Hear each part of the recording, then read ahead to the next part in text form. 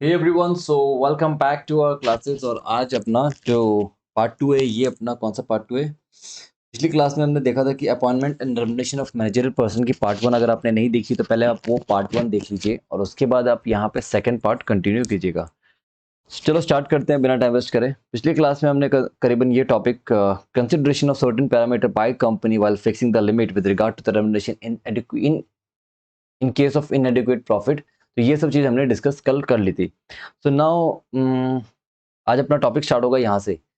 पहला हेडिंग में बहुत बड़ी बड़ी बातें लिखी है, तो पहले उनको समझते हैं। सबसे पहला आता है overall maximum remuneration, managerial remuneration and managerial remuneration in case of absence और इनएडिक्वेट प्रॉफिट। तो इस सेक्शन को हम कहते हैं 197, जो कि हमने पिछली वीडियो में कहा था कि हम आगे डिस्कस करेंगे। तो 197 का ये डिस्कशन है पूरा का पूरा। और ये जो सेक्शन है सिर्फ और सिर्फ पब्लिक कंपनी के ऊपर एप्लीकेबल होगा, ठीक है। Private company section doesn't apply to the private company, ठीक है। It defines the maximum managerial remuneration payable to KMPs. Basically की मैनेजरियल पर्सन को कितना मैक्सिमम पे करना है वो यहाँ पे डिफाइन किया जाता है, वो यहाँ पे तय किया जाता है। अब इस सेक्शन में जो पूरा पेज में लिखा है वो इस छोटे से चार्ट या टेबल्स में मैंने इसको कन्वर्ट किया। सबसे पहले आपको देखना है कि अपनी जो लिमिट है ओवरऑल मैक्सिमम रेम्यूनरेशन कितनी रखनी है, वो है 11%।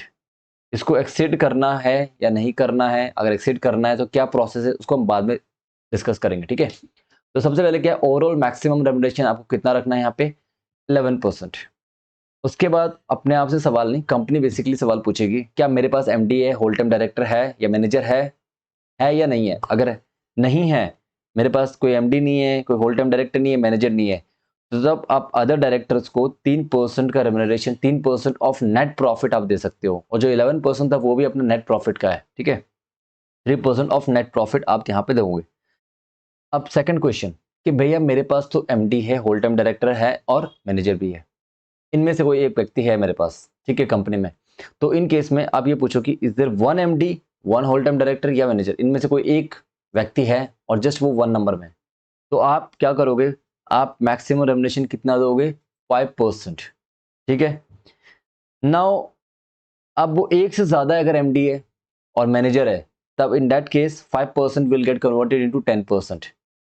अब इस सिनेरियो में जब 5% दे रहे हो या फिर 10% दे रहे हो, तो इस सिनेरियो में अदर डायरेक्टर भी आपके एग्जिस्ट करते हैं, तो उनका जो लिमिट है वो है 1% of net profit. Is it clear? कोई डाउट है इसमें? चलो ये एक ओवरव्यू दे था, अब नीचे जरा पढ़ लेते हैं फटाफट। सबसे पहले ये लिखा है overall limit 11% of net profit लिखा गया है। और नेट प्रॉफिट की क्या कैलकुलेशन है, आर अकॉर्डिंग इन जो हमने 192 में कैलकुलेट करना सीखेंगे भैया, किसको प्लस करना है किसको माइनस करना है। और इसमें बस एक चीज ध्यान रखना, एक्सेप्ट मतलब इस चीज को आप प्लस कर देना बाद में, except the remuneration payable to the director shall not be deducted from the gross profit, ठीक है। नाउ अब ये 11% से अगर आपको एक्सीड करना है, in that case what you have to do, subject to the provision schedule 5 का ध्यान रखते हुए आप जर्नल मीटिंग में ऑथराइज कर सकते हैं exceeding the overall limit of 11%, ठीक है। Is that clear? चलो उसके बाद अपना, अगर हमारे पास एक एमडी है या फिर होल टाइम डायरेक्टर या फिर मैनेजर है, तो in that case 5% of net profit जाएगा, ठीक है। और अगर 5% को एक्सीड करना है तो बाय पासिंग स्पेशल रिजोल्यूशन, यहाँ पे स्पेशल रिजोल्यूशन पास करना पड़ेगा। ऊपर स्पेशल रिजोल्यूशन नहीं है, ऊपर सिंपली एक ऑथराइजेशन है जो कि बोर्ड जनरल मीटिंग में शेयर होल्डर देंगे कि भैया 11% से ऊपर एक्सीड कर लो।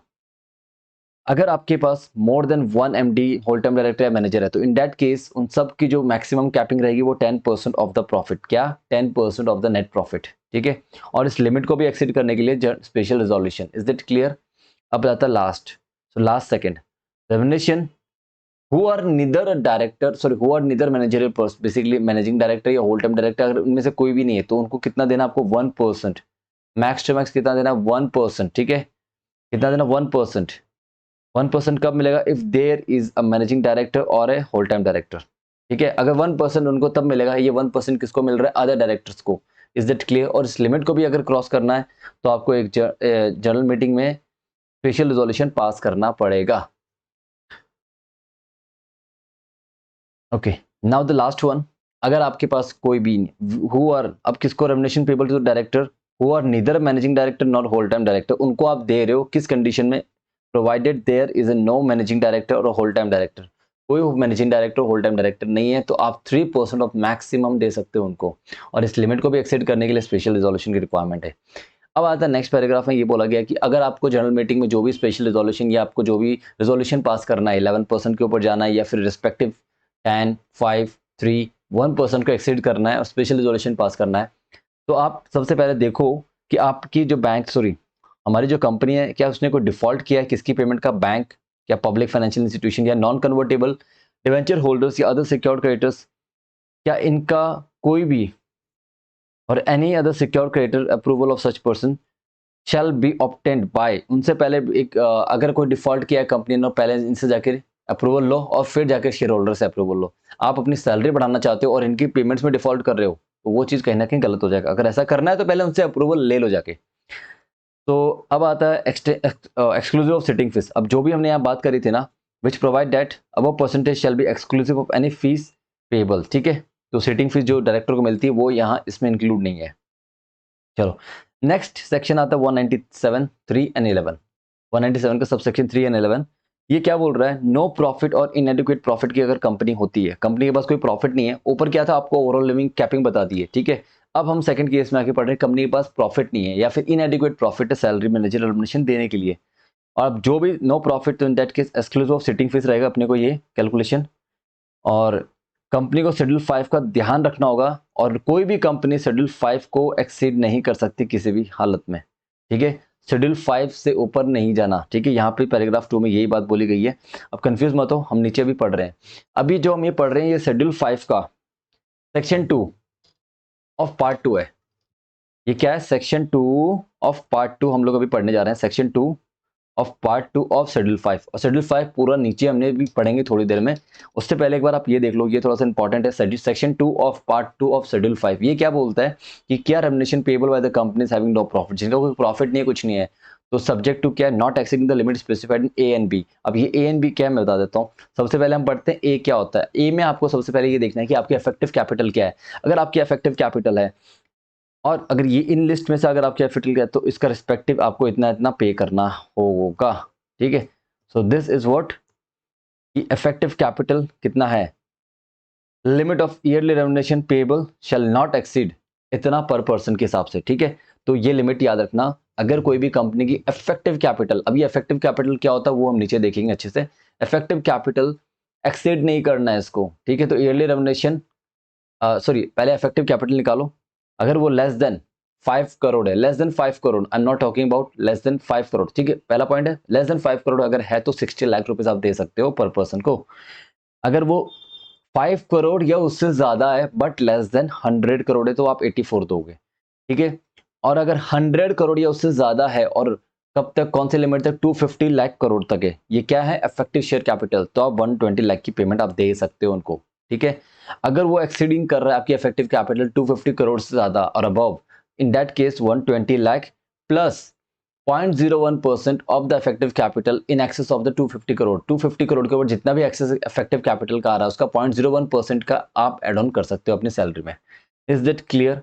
और याद करने के तौर पे इसको समझो कि जो इंक्रीमेंट है 60 से 84 जो हो रहा है उसमें 24 लाख का इंक्रीमेंट है। बेसिकली आप क्या करो 12 इंटू 2 और यहाँ पे 12 इंटू 3 की टेबल याद रखना, ठीक है। 12 इंटू 2 एंड 12 इंटू 2 और ऑल जो इंक्रीमेंट हो रहा है 60 टू 120 दैट इज 60 लाख। थोड़ा दिमाग में रखो, 60, 84, 120 याद होता है, अच्छी बात है, नहीं होता है 12 इंटू 2 करके याद रख लेना, ठीक है। Is that clear? एक तो less than 5 crore, then 5 to 100 and then 100 to 250 and more than 250, ठीक है। 60, 80, 60, 84, 120 and 120 lakh plus 0.01% of the effective capital in excess of the 250 crores. Is that clear? चलो नेक्स्ट टॉपिक आता है अपना बी। अच्छा एक दो चीज और है। आपको अगर ये लिमिट डबल करनी है, कौन सी, 84 को अगर आप चाहते हो ये डबल हो जाए, 120 को आप चाहते हो कि डबल हो जाए, तो आपको एक रिजोल्यूशन पास करना होगा, स्पेशल रिजोल्यूशन पास करना पड़ेगा, ठीक है। Now explanation है, it has been clarified that for a period of less than 1 year the limit shall be prorated, ठीक है। अगर कोई 6 महीने के हिसाब से अपॉइंट हुआ है तो 6 महीना हुआ उसको अपॉइंट हुआ तो उसकी जो कैलकुलेशन हम करेंगे अकॉर्डिंगली 60 लाख अपना हो जाएगा 30 लाख, ठीक है। तो वो प्रो राटा बेसिस में हो जाएगा, ठीक है। चलो अब आता है पार्ट बी। पार्ट ए तो हमने देख लिया, ठीक है। और दोनों चीजों का ध्यान रखना है आपको, एक तो ए वाले लिमिट और बी वाले लिमिट, इन दोनों चीजों का ध्यान रखते हुए आप शेड्यूल 5 उनकी सैलरी तय करेंगे। इन case of A managerial person who is functioning in A professional capacity, यहाँ पे सिर्फ ये केस कब आएगा, जब अगर कोई डायरेक्टर या कोई मैनेजरियल पर्सन के एमपी आपकी कंपनी में काम कर रहा है एज ए प्रोफेशनल कैपेसिटी, उसकी प्रोफेशनल क्वालिफिकेशन भी है, तो generation payable in the part A must be paid, जो पार्ट ए में रेमुनरेशन है वो must be paid if such managerial person क्या not having any interest in the capital, और इस और या होल्डिंग में या फिर सब्सिडरी में डायरेक्टली इनडायरेक्टली कोई उसका इंटरेस्ट नहीं है उसकी होल्डिंग में, सब्सी में, उसकी कैपिटल में, ठीक है, और through other statutory structure that is doesn't hold any share subject to the deeming provision below. Deeming provision क्या होता है नीचे पढ़ेंगे थोड़ी देर में। ये स्टैट्यूटरी स्ट्रक्चर का मतलब ये होता है any entity which entitle to hold shares in company formed under the statute, ठीक है, जो अपने लॉ कानून के तहत कोई कंपनी फॉर्म की जाती है तो उसमें अगर भी आपका कोई होल्डिंग है तो वो भी नहीं होना चाहिए डायरेक्टली इनडायरेक्टली। सेकंड क्या नहीं होना चाहिए, is not having any direct और इनडायरेक्ट रिलेशनशिप और related to the director or the promoter of the company or its holding company or any of its subsidiaries at any time during the last 2 year before or on or after the date of the appointment। कुछ बात समझ में आई आपको? कुछ बातें आई समझ में? Is not having any direct, कोई भी डायरेक्ट रिलेशन नहीं है किससे, डायरेक्टर, प्रमोटर, कंपनी, होल्डिंग, सबसी, एट एनी टाइम, कभी भी नहीं होना चाहिए ड्यूरिंग द लास्ट 2 ईयर। कौन सी at any time during the last 2 year on और after the date of appointment. ये कुछ इंडिपेंडेंट डायरेक्टर में भी कुछ ऐसा बोला जाता है, तो इसको इतना ज्यादा विस्तार में पढ़ के कोई मतलब नहीं है। द थर्ड मोस्ट इंपॉर्टेंट भैया, उसके पास कोई professional graduate level with expertise in specialised knowledge in the field of the company जिसमें ऑपरेट कर रही है, अगर वो ऐसी कोई नॉलेज है आपके पास। अब जो डीमिंग की हमने बात करी थी, डीमिंग का मतलब यहाँ पे ये है कि मतलब मान लिया जाएगा उसके पास कोई शेयर नहीं है। कब मानेंगे, जब कोई employee of a company not exceeding 0.5%, मतलब उसके पास 0.5% of the paid share capital ही है for the allotment of such employee, including ESOP के थ्रू मिली हो या कैसे भी उसको मिली हो, मतलब कोई ना कोई स्कीम के थ्रू उसको अगर उस कंपनी के शेयर्स मिले हो, तो इन दैट केस आपको ये देखना है कि 0.5 तक है तो मान लिया जाएगा उसके पास शेयर्स नहीं है, ठीक है। तो मान लिया deem to have no interest in any capital, उसका कोई इंटरेस्ट नहीं है, ये मान लेंगे 0.5% तक है तो, ठीक है। अब ये कंबाइंड कंडीशन है। अब condition for A and B देखो। अब ये जब बातें करेंगे ए एंड बी हमने देख लिया। अब ए एंड बी की जहाँ पे जो अगर आपको सैलरी देनी है इस लिमिट के अंदर, तो उसकी भी कुछ और फर्दर कंडीशन है। तो वो क्या कंडीशन है, the limit specified and the A and B shall apply if, अगर वो अप्रूव करेगा बोर्ड, ठीक है, रिजोल्यूशन के थ्रू अप्रूव करेगा बोर्ड कि हाँ भाई इतना इतना देना है सैलरी, ठीक है। और ऑल्सो अगर एनआरसीए है, अगर उनके पास नॉमिनेशन रेमुनेशन कमेटी एस्टेब्लिश है तो उसके साथ भी यहाँ पे अप्रूवल आएगा। और सेकंड जो ऑप्शन रहेगा अपना कि नॉट कमिटेड, देखो ये पॉइंट अच्छा मैं डायरेक्ट लिखा हुआ, not committed default in a payment of dues और a bank of financial institution and if so defaulted then take permission from them. अगर आपने जनरल मीटिंग में जो परमिशन ले रहे हो आप, ठीक है, वो परमिशन लेने से पहले अगर आपने कोई भी डिफॉल्ट की है बैंक, फाइनेंशियल इंस्टीट्यूशन या डिबेंचर होल्डिंग इन सब की, तो पहले उनसे जाके अप्रूवल लो कि ऐसे से हम लोग इतना इतना देना चाहते हैं, ठीक है। अब एसआर और pass for a period not exceeding, आप कोई भी रिजोल्यूशन पास करोगे ना इसमें, इन दैट जहां भी एप्लीकेबल होता है रिस्पेक्टिव, तो वहां पे ये जो रिजोल्यूशन पास होगा वो एक्सीड नहीं होना 3 साल, मतलब एक रिजोल्यूशन की validity max to max on higher side है 3 इयर्स। इस चीज का भी ध्यान रखना, एमसीक्यूज में इसके क्वेश्चन आ सकते हैं। और साथ के साथ आपको एक statement along with the notice calling the general meeting refer to, इन जो भी है आपको उनकी डिटेल्स देनी होगी, जनरल इन्फॉर्मेशन किस इंडस्ट्री से है, क्या है, दिख रहा फलाना, पूरी कंपनी का नाम, financial performance of the based, वो सब सारी चीज़ें, ये सब background details, past performance, remuneration क्या था क्या नहीं था, ये सारी चीज़ें होती है बेसिकली काइंड ऑफ जस्टिफिकेशन कि इतना इसको क्यों देना चाहते हैं, क्या पिकिंग रिलेशनशिप डायरेक्टली इनडायरेक्टली, ठीक है, competitive remuneration profile with respect to the industry, क्या इंडस्ट्री में इस टाइप के मैनेजर्स को या इस टाइप की के एमपीज को इतनी सैलरी दी जाती है या नहीं देती, या हम लोग गलत दे रहे हैं वगैरह, ये सब चीज़ों का ध्यान रखना होता है। डिस्क्लोजर भी देना पड़ता है, और under the heading corporate governance के नाम पे भी इसको इतना दे रहे हैं, इसको इतना ये बोनस है, ये सैलरीज है वगैरह वगैरह, ये सारी चीज़ें इतना इंपॉर्टेंट नहीं है, so not relevant for the examinations. अब आता है डिटर्मिनेशन ऑफ द रेमुनरेशन, ठीक है। अब जो determination of salary determine in according with the subject to the provision and either of the articles के थ्रू होगा resolution, if the article so require by special resolution, तो special resolution pass करने के बाद ही आप डिटरमाइन करोगे accordingly. The most important 2 point यहाँ पे है बी एंड सी।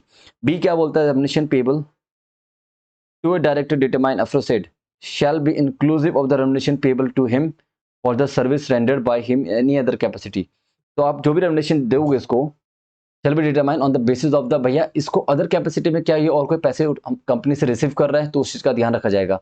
क्या वो बंदा रेम्युनरेशन रिसीव कर रहा है by any such director in other capacity shell not be included. ये बोल रहा है कि जो रेम्युनरेशन हमको कह रहे थे ना कि अदर कैपेसिटी में जो रेम्युनरेशन है उसको आप रेम्युनरेशन में इंक्लूड करना है नहीं करना।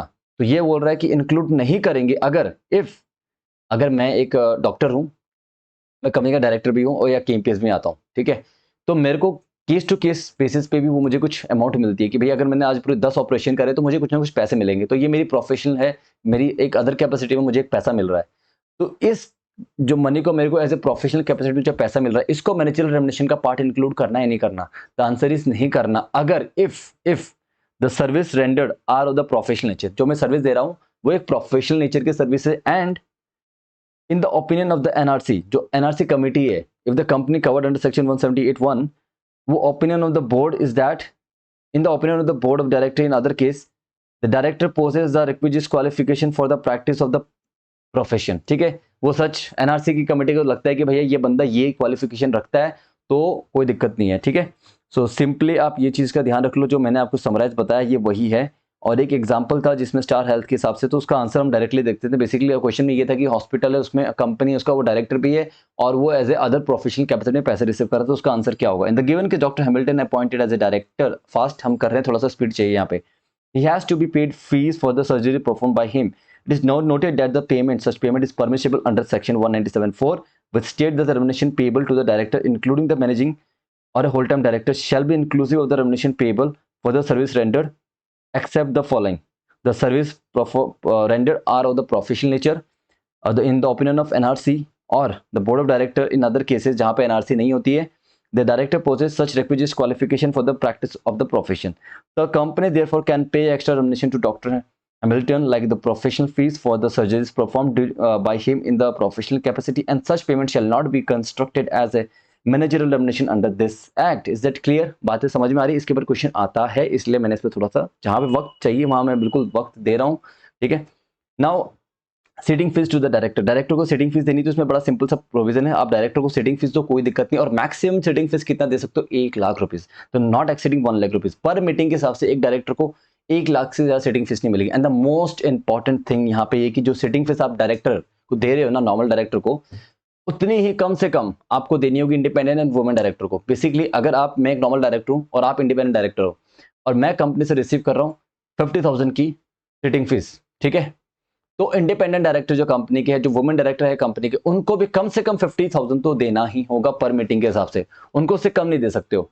अगर उनकी कम करनी तो मुझे मेरी सेटिंग फीस भी कम करनी पड़ेगी। अगर मुझे मेरी सेटिंग फीस इंक्रीज करनी तो उनकी भी इंक्रीज करनी होगी। इस टाइप के क्वेश्चन आते हैं एमसीक्यूज में, तो ध्यान रखना है चीज की। ठीक है, और जो सीटिंग फीस होगी, जो परसेंटेज हमने ऊपर देखे थे, वो सीटिंग फीस के अंदर काउंट नहीं होगी। सीटिंग फीस अपने आप में एक अलग फीस है, तो इस चीज को यहाँ पे काउंट नहीं करके चलेंगे। जो हमने ऊपर परसेंटेज या 120 लाख 60 लाख वॉट परसेंटेज हमने कैलकुलेट किए थे, वो वहाँ पे अपने मैनेजरियल नॉमिनेशन का पार्ट नहीं बनेगी, वो अलग है। ठीक है, अब बता स्केल ऑफ द फीस में डिफर, ओके, डिपेंडिंग अपॉन वो डिफर हो सकती है different class of the company, the fees in respect to the independent director which may be prescribed. ये क्वेश्चन दिया हुआ है, तो वही मैंने आपको जो बता दिया example independent director women director का, वो वही चीज है, तो आप इसको देख सकते हो, इतना ज्यादा वो नहीं है।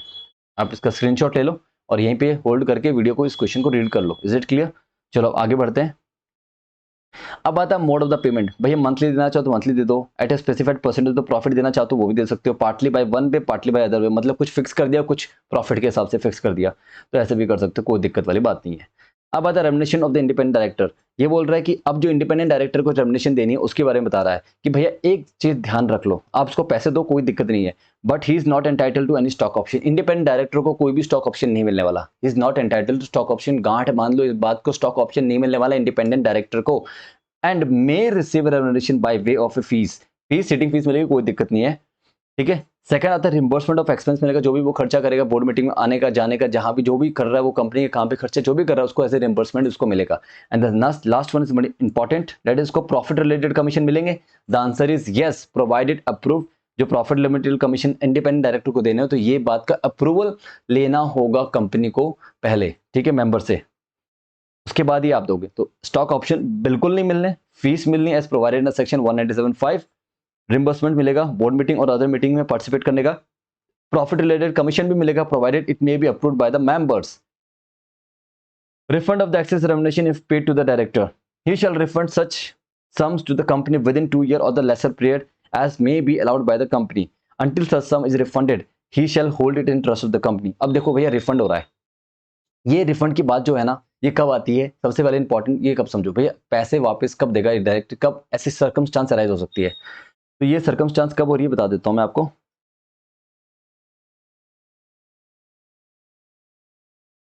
तो बेसिकली यहाँ पे ये कहना चाहते हैं अगर कोई भी डायरेक्टर कभी भी एक्सेस रेमुनेशन मिल जाती है, किससे एक्सेस, जो भी लिमिट प्रिस्क्राइब्ड है 197 में जो कि हमने भी ऊपर पढ़ी थी उससे ज्यादा मिल जाती है, तो उसको वो पैसा रिफंड करना होगा। और रिफंड करना होगा तो कब, विद इन 2 ईयर और a lesser period as may be allowed by the company, जो कंपनी अलाउ करेगी। पर मैक्सिमम कितना है, उसको 2 साल के अंदर रिफंड करना है। ये चीज का ध्यान रखना, कितने साल में, 2 साल के अंदर उसको पैसे रिफंड करने हैं। और जब तक वो पैसे रिफंड नहीं करता, until such some is refundable he shall hold in the trust for the company. भैया कंपनी के ट्रस्ट में, भैया तुम्हारे पास पैसे पड़े हो, हमारे कंपनी के ही हैं, तुम्हें वो रिफंड करने, हम चलो कोई बात नहीं तुम्हें पैसे दे दिए, 1 साल में रिफंड कर दो, मैक्स टू मैक्स कितना होगा, 2 साल, ठीक है। अब ये वेवर पॉसिबल है, द आंसर इज यस भी है नो भी है। तो वैसे तो स्ट्रेट फॉरवर्ड कंपनी बोलता है कि वेवर तो देना ही नहीं है, ठीक है, वेवर नहीं देना भैया, उसको वेवर नहीं देना है, ठीक है। No waiver of the recovery of the amount sum refundable, but however the waiver is possible only if it is approved by the passing special resolution within 2 year. अगर 2 ईयर के अंदर अगर 2 साल के अंदर स्पेशल रिजोल्यूशन पास कर देते हैं, ठीक है, जिस दिन वो बिकम पेबल हुए थे ना, वो जब रिफंड हुए थे भाई, हमें पता चला ये रिफंडेबल है, ठीक है। और उस दिन से जब ये वो रिफंडेबल हुए थे, तब आपको विद इन 2 ईयर्स में स्पेशल रिजोल्यूशन पास कर देते हो, तो इन दैट केस आपको क्या करना होगा, उससे रिफंड ले सकते हो, कोई दिक्कत वाली बात नहीं है। नाउ ये जो अप्रूवल लेना है ना, मीटिंग में जाके स्पेशल रिजोल्यूशन पास करना, अगर कंपनी ने कोई भी डिफॉल्ट किया होगा, bank of public financial institution के पैसे को, या कन्वर्टेबल डिवेंचर होल्डर या अदर सिक्योर्ड क्रेडिटर की पेमेंट को अगर कोई डिफॉल्ट किया है, तो पहले स्पेशल रिजोल्यूशन पास करने से पहले आप जाके पहले उनसे अप्रूवल लो कि उन्हें कोई दिक्कत है या नहीं है, तुम्हें रिफंड वेव करना है करो, बट पहले उनसे पूछो कि भैया तुम्हारी पेमेंट तो हम दे नहीं पा रहे, पर क्या हम रिफंड वेव करते हैं मैनेजर रिजोल्यूशन का, अगर वो अलाउ करते हैं तो फिर स्पेशल रिजोल्यूशन पास करो, उससे पहले नहीं, ठीक है। ये नया पॉइंट है, ये last to last year I think last to last attempt ये अमेंडमेंट्स आई थी, तो ये हर जगह आई है ये अमेंडमेंट, ठीक है। अब आता है disclosures in the board report listed by the listed company. भैया डिस्क्लोजर की बात कर रहा है, जो बोर्ड रिपोर्ट जो लिस्टेड कंपनी देगी, सिर्फ और सिर्फ किसके लिए, लिस्टेड कंपनी के लिए। तो सबसे पहले क्या क्या डिस्क्लोजर्स है, आई नो थोड़ा सा आउट ऑफ द टॉपिक भी हो रहा, चीजें थोड़ी अनरिलेटेड है, और अभी जब हम शेड्यूल 5 पढ़ेंगे वो थोड़ा सा और अनरिलेटेड होगा, बट नो कीप पेशेंस, और थोड़ा थोड़ा धीरे धीरे करके पढ़ो, हो जाएगा, ठीक है। तो now every listed company shall disclose in the board report. सबसे पहला जो डिस्क्लोजर देना, ध्यान रखना, ratio of the remuneration of each director to the median employees remuneration and other detail as may be prescribed by the rule 5। आपको सिर्फ इतना ध्यान रखना, पहला डिस्क्लोजर क्या है, ratio of the remuneration of each director to the median employees remuneration. जो median employee को मिल रहा है और जो एक रेम्यूनरेशन मिल रहा है ईच डायरेक्टर को, उसका एक रेशियो बताना होगा, ठीक है। उसके बाद ये सिर्फ और सिर्फ किसके लिए, लिस्टेड कंपनी वालों के लिए, ठीक है। और also shell disclose in the board report, एक तो ये हमने बता दिया ऊपर वाला पॉइंट। सेकंड है the percentage increase in the remuneration in of each director, कितना परसेंटेज इंक्रीज हुआ है पिछले साल के कंपेरिजन में। और उसके बाद percentage increase in the median, भैया मीडियन जो एम्प्लॉय है उनकी रेम्यूनरेशन में कितना इंक्रीज हुआ है, ठीक है। उसके बाद नंबर ऑफ परमानेंट एम्प्लॉयज, कितने परमानेंट एम्प्लॉयज है कंपनी के on the rolls of the company.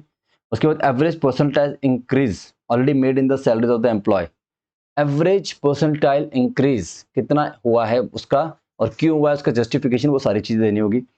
एक अफर्मेशन देना होगा, the remuneration is as per the remuneration policy, ठीक है, बात खत्म। और मीडियन एम्प्लॉय कौन होता है, इसकी डेफिनेशन अभी एग्जाम के लिए इतना रेलिवेंट नहीं है, ठीक है। हाँ चलो मीडियन का ये बता देता हूँ कि अगर numerical value separating the higher half and from the lower half and the median is the finite list number may be found by arranging all the observation from the lowest to highest. आपको median निकालने का तरीका बता रहे हैं basically, जो आपको पता ही है। अगर कोई इवन नंबर आता है ऑब्जर्वेशन में, तो आपको क्या लेना है, अगर फॉर एग्जाम्पल के तौर पर समझ लो कोई इवन नंबर आ रहा है अपने मीडियम में, ठीक है, तो in that case like 1 to 10 है, तो 1 to 10 में बीच का तो कोई फिगर आएगा नहीं ना, तो 5 और 6 ये दो फिगर आएंगे जहां पे आप इनके बीच में आपका मीडियन आएगा, तो आपको क्या करना है, इन दोनों फिगर का एवरेज लेना होगा, टू मिडिल एवरेज लेना होगा इन दो फिगर्स का। तो ये मीडियन निकालने का तरीका बता रहे हैं, वैसे आपको आता नहीं आता तो वो भी मैंने आपको शॉर्ट में बता दिया है। चलो अब आते हैं नेक्स्ट, जो बोल रहा है अकॉर्डिंग टू द रूल 5 आपको और क्या डिस्क्लोजर देने हैं, टॉप 10 एम्प्लॉयज, जो टॉप 10 एम्प्लॉयज है वो उनकी in terms of the remuneration drawn उनका डिस्क्लोजर देना होगा, plus name of every employee, हर उस एम्प्लॉय का नाम आपको देना होगा जो कि सैलरी विड्रॉ कर रहा है 1.1 करोड़ 2 लाख रुपीज का सालाना विड्रॉ कर रहा है। अगर वो पूरे साल के लिए नहीं आया बट कुछ महीनों के लिए उसने काम किया था, तो आपको pro rata basis monthly calculation कर लो, दैट इज 8,50,000। तो अगर आप एक 1 करोड़ 2 लाख का डिवाइड बाय 12 करेंगे तो आपको आंसर 8,50,000 मिलेगा। अगर किसी कोई भी ऐसा व्यक्ति जो महीने में 8.5 लाख रुपए ले रहा है और सालाना 1 करोड़ 2 लाख रुपए ले रहा है, तो उसका नाम आपको डिस्क्लोज करना होगा।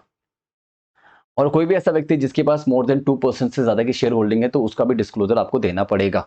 ठीक है, तो मैंने आपको शॉर्ट शॉर्ट बता दिया। और क्या डिस्क्लोजर दे सकते हैं, लाइक इसकी qualification, experience, nature of employment, कितना रेमुनेशन मिल रहा है, एज, लास्ट एम्प्लॉयमेंट कहाँ करी थी उसने, percentage of the equity share कितने होल्ड करता है, and whether such employee is relative of any director और मैनेजर, ये सारे डिस्क्लोजर बात करता है। जो मेन चीज़ है वो मैंने आपको पहले ही बता दी। ठीक है, now the premium paid on the insurance, भैया कंपनी क्या करती है, इंडेम्निफिकेशन के लिए इंश्योरेंस ले लेती है अपने डायरेक्टर का, उनका। तो कह रहे हैं कि वो जो पार्ट इंश्योरेंस का हर डायरेक्टर के बिहाफ में जो सीएफओ, सीएस, इनके उनके नाम पे जो इंश्योरेंस लिया हुआ है कि भैया कोई कल को कुछ गलत करेंगे तो कुछ गलती हो जाए, मिस्टेकनली हो जाए, तो उसका इंश्योरेंस, उसका जो लॉस होगा वो इंश्योरेंस कंपनी बियर करती है। तो ऐसा एक इंश्योरेंस लिया जाता है। तो क्या वो इंश्योरेंस की जो पेमेंट कंपनी कर रही है, क्या वो मैनेजर रेमुनरेशन का पार्ट बनेगा? द आंसर इज नो, उससे रेमुनरेशन का पार्ट नहीं बनेगा, वो कंपनी का खर्चा है। ठीक है, अब उसके बाद क्या बोल रहे हैं, उसके बाद अब ये, इसके बाद ये बोल रहे हैं कि प्रीमियम जो है वो कब ट्रीट किया जाएगा पार्ट ऑफ रेमुनरेशन, जब वो बंदा गिल्टी प्रूव हो जाएगा। गिल्टी जब वो प्रूव हो जाएगा, वो डायरेक्टर भाई गलती इसने करी है, जानबूझकर करी है, जानते हुए भी करी है कि इसके ये कॉन्सिक्वेंसेज है, उसने जानबूझकर ये सारी गलतियां करी है, तो इन दैट केस जो आपका रेमुनरेशन का पार्ट उसको कंसिडर करेंगे, अदरवाइज को रेमुनरेशन का पार्ट कंसिडर नहीं करेंगे। सो अब आगे बढ़ते हैं। अब जो remuneration commission permissible from the holding subsidy, ये क्या बोलना चाहता है यहाँ पे, if any director who is a managing whole time director receive any, कोई भी कमीशन उसको रिसीव हो रहा है from company, he is not disqualified from receiving from the company is not disqualified from receiving any remuneration or a commission from any holding company, subsidiary company or such other company subject to the provision of section 197.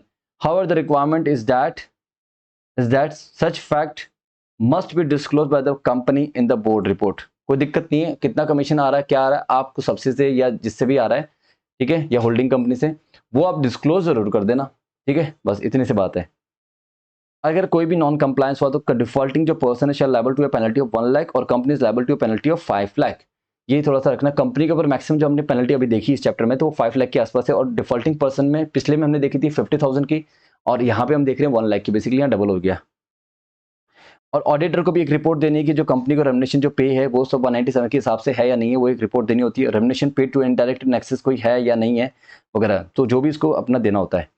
अब application pending with central government, देखो हाँ देखो, कोई भी application को क्या मतलब ये बताता हूँ, ये हुआ था, बात किया कि अगर कोई भी एप्लीकेशन पेंडिंग है बिफोर 12 सितंबर 2018 विच इज पेंडिंग, मतलब गवर्नमेंट से कोई अप्रूवल लेना है, कोई भी एप्लीकेशन आपने दी हो तो वो पेंडिंग थी एज ऑन 12 सितंबर 2018, and the company shall within 1 year of the such commencement obtain the approval in according with the provision of this section. क्या पहली बात तो ये बताता हूँ कि अच्छा, इन अदर वर्ड पढ़ते हैं, in case of pendency of application as on 12 सितंबर 2018 the company shall obtain approval from the central government according to the amended 197 within 1 year। भैया अगर आपकी एप्लीकेशन पेंडिंग है तो जब ये एक्ट आ चुका था तो उसके हिसाब से ही अब आपको री अप्लाई करना होगा, एप्लीकेशन देनी होगी, और वो कितने विद इन 1 ईयर में आपको एप्लीकेशन देनी होगी। और ये जो सेक्शन है 197 अभी जो हमने पूरा का पूरा पढ़ा, ये किसके अप्लाई नहीं होगा, गवर्नमेंट कंपनी के ऊपर अप्लाई नहीं होगा, प्रोवाइडेड उन्होंने कोई डिफॉल्ट नहीं किया हो सेक्शन 137 का और सेक्शन 92 का। सेक्शन 137 क्या, फाइनेंशियल स्टेटमेंट फाइलिंग करने का डिफॉल्ट नहीं किया उसने, और एनुअल रिटर्न फाइलिंग का डिफॉल्ट नहीं किया है, तो आप ये गवर्नमेंट कंपनीज के ऊपर ये सेक्शन 197 वाला जो पूरा ये हमने अभी पढ़ा सैलरी का, वो एप्लीकेबल नहीं होगा। इन केस ऑफ निधि कंपनी जो है ना, ये सेक्शन थोड़ा मॉडिफिकेशन से अप्लाई होता है, ये इतना इंपॉर्टेंट नहीं है गाइस, तो आप इसको कुछ सेल्फ कर लो, इसको इतना ज्यादा इंपॉर्टेंट नहीं है, स्क्रीनशॉट ले लो, उसका होल्ड कर लो, उसको पढ़ लो खुद, ठीक है, ये सेल्फ है। नाउ द सेक्शन 199, सेक्शन 198 हम बाद में पढ़ेंगे, उससे पहले हम पढ़ लेते हैं सेक्शन 199। ये क्या बोल रहा है, recovery of the managerial remuneration in case in certain cases.